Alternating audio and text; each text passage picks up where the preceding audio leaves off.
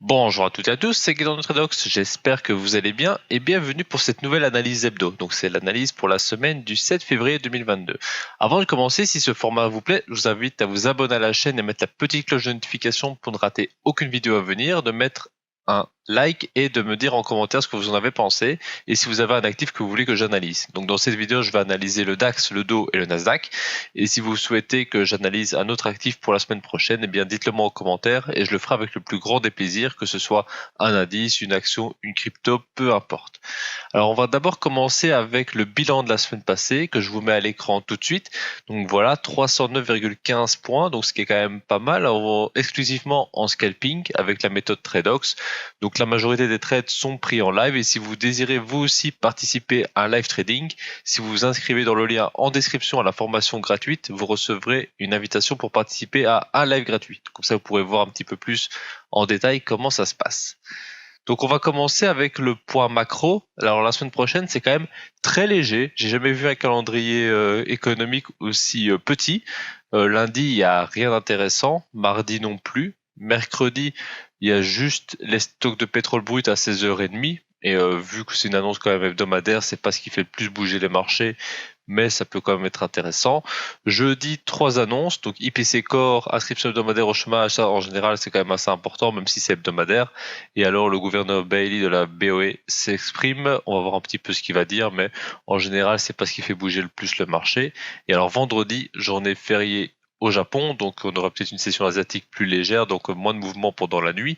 Et ensuite, bien principalement à 16h, rapport politique de monétaire de la Fed, ça c'est quand même assez important. Donc pour la semaine prochaine, pas grand-chose, mais quand même vendredi 16h très important. Et alors jeudi 14h30 qui risque quand même d'être important. Pour le reste, ça risque d'être assez léger. Et donc on va avoir pas mal d'évolutions techniques pendant la semaine s'il n'y a pas trop de macro. Et donc c'est pour ça qu'on passe tout de suite sur l'analyse technique, à commencer par le DAX en 4 heures. Donc comme on peut le voir, pour l'instant le DAX est dans une dynamique plutôt baissière. Il est descendu jusqu'au 24 janvier. Et ensuite, il a commencé à bien remonter. Il est remonté sous forme un petit peu de drapeau, comme ça. Voilà. Alors, c'est pas super précis, mais c'est juste pour me montrer l'idée, hein. Alors, il descend, il fait un drapeau. Et ensuite, il casse par le bas. Alors, pour l'instant, c'est pas encore une baisse, une grosse baisse confirmée, bien qu'il ait fait cassure pullback sur l'oblique. Pour l'instant, il a bloqué sur un des gros niveaux. Donc, un des gros niveaux, c'est les 15 000 ici. En dessous, on a les 950, 14 950, et encore en dessous on a les 830. S'il parvient à casser la zone de 800-830, là on sera quand même très baissier. Donc on va quand même analyser un petit peu le marché et voir un petit peu quelles zones d'intervention on va pouvoir avoir pour cette semaine à venir. Les zones de support elles sont déjà très bien définies au niveau de 15 050 et de 14 800. Par contre, au niveau des résistances, il n'y a pas grand-chose pour l'instant, à part l'oblique sur laquelle il a déjà fait appui. Mais du coup, ça nous donne déjà un bon niveau. C'est le point de reprise ici. Le point de reprise vers 15 300 qui est quand même très intéressant. Donc, je vais commencer par tracer une ligne sur ce niveau et on va voir si c'est intéressant pour faire une zone. Et là, de ce que je vois, on a ici, deux niveaux de résistance qui sont assez intéressants. Donc, ce que je vais faire, c'est que je vais tout simplement tracer une autre ligne ici et prendre une zone verte pour dire que c'est zone H4 et je vais en faire une petite zone comme ceci.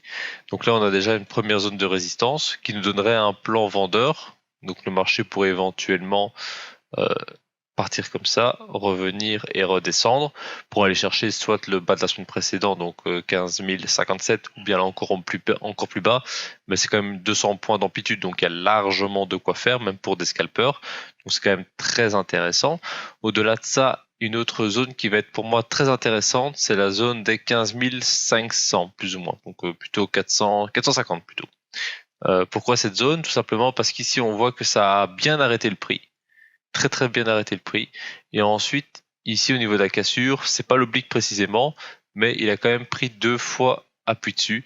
Donc c'est quand même pour moi une zone très intéressante. Donc c'est pour ça que je la mets en avant et que je vais la dessiner donc en vert pour dire zone H4 comme ceci. Voilà.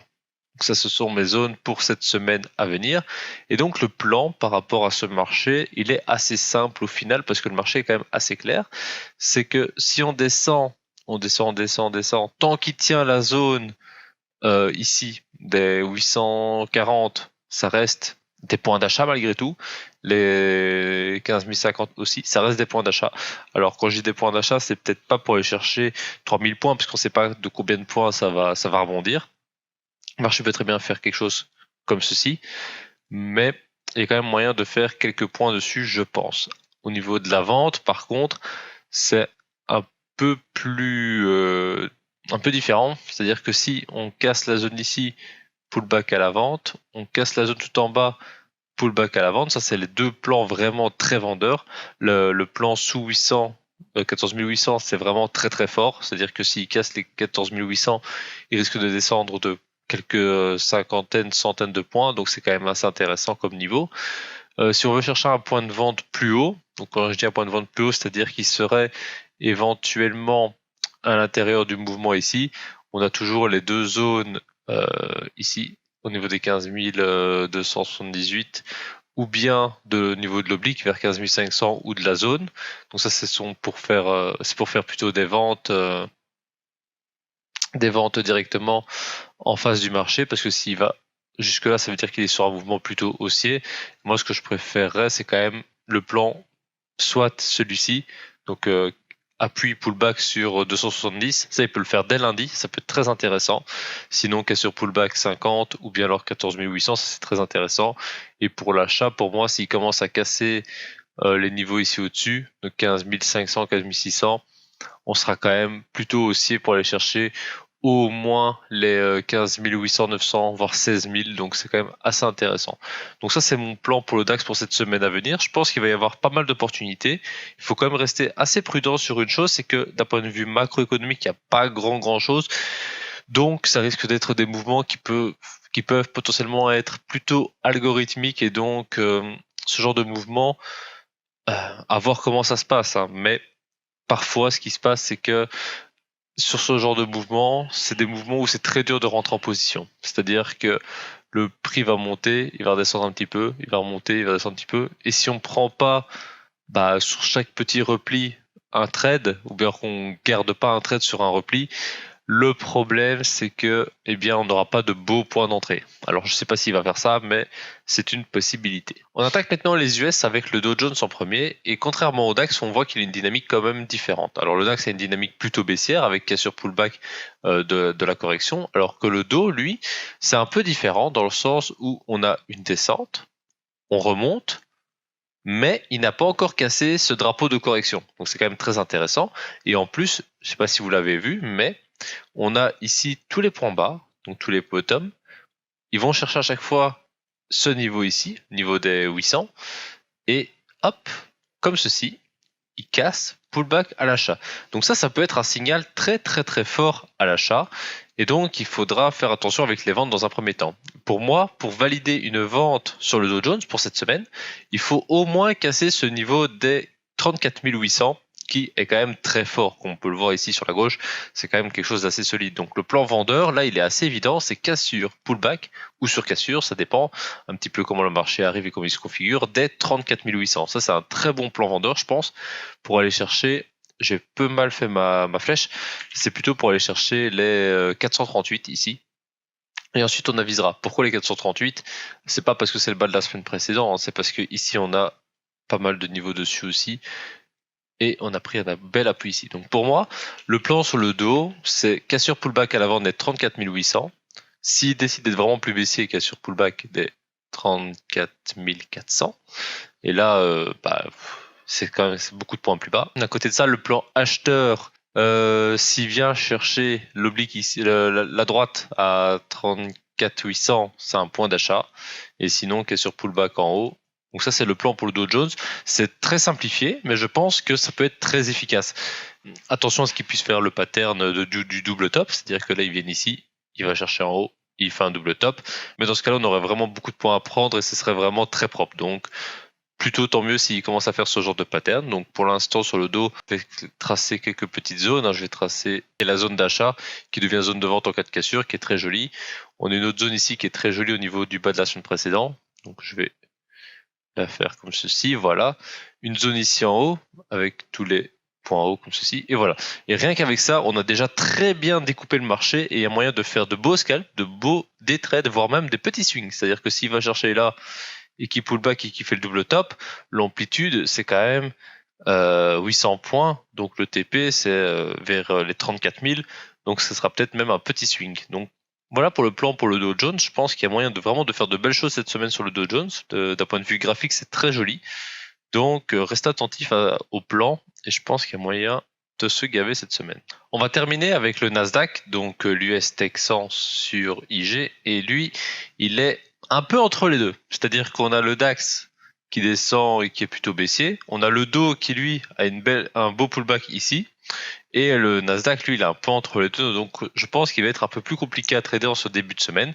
À voir un petit peu comment il se configure. Si ça tombe à partir de mardi, mercredi, ce sera beaucoup mieux. Mais je pense que pour lundi, mardi, le Dow sera potentiellement plus simple à trader que le Nasdaq. C'est rarement le cas de mon point de vue. Mais ça peut arriver de temps en temps. Cette semaine, ça risque d'être le cas. On a une zone ici en haut qui peut être intéressante. On a ici le bas de la semaine précédente qui est quand même intéressant par rapport au niveau des 14 400. Donc on va tracer quand même une petite zone dessus. On a ici pareil au niveau des 800. 14 800, c'est un très gros niveau sur le Nasdaq. Elle se retourne en historique. C'est vraiment un niveau qui a fait ses preuves déjà des dizaines de fois. Donc c'est vraiment très très très solide. Et donc de là, on va pouvoir en faire un plan. Mais ça va être un plan beaucoup plus safe que sur les autres. C'est-à-dire que les autres, le DAX et le Dow, il y a un plan qui est plutôt clair. Autant sur le Nasdaq, je préfère faire quelque chose de plus large afin de ne pas me faire avoir par le marché. Donc le plan, ce serait cassure pullback des 14 800 avec comme objectif ici le top à 250. Si ça casse évidemment cette zone, ça devient une zone de rachat. Donc ça c'est pour le plan acheteur. S'il vient sur 14 400, c'est un point d'achat. Pas beaucoup de chances que je le prenne parce que je trouve ça risqué étant donné qu'il y a le gros mouvement ici qui a fait des niveaux un peu à tous les étages. On peut voir ici étage là, étage plus bas, étage plus bas, étage plus bas. Donc c'est un peu plus dangereux je pense.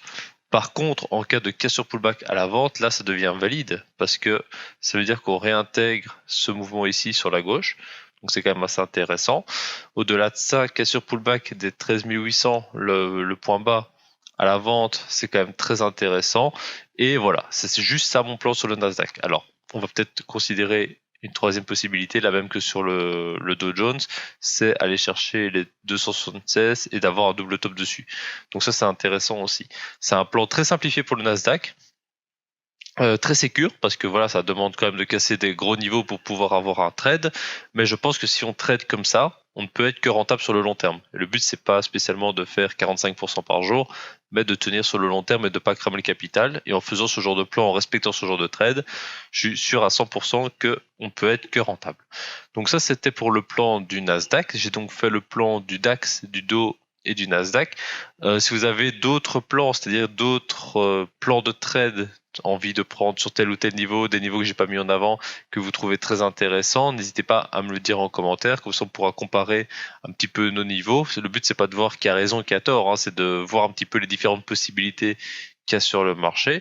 J'espère que cette vidéo vous a plu et moi je vous retrouve dès la semaine prochaine pour le prochain plan hebdo et d'ici là, passez de bons trades.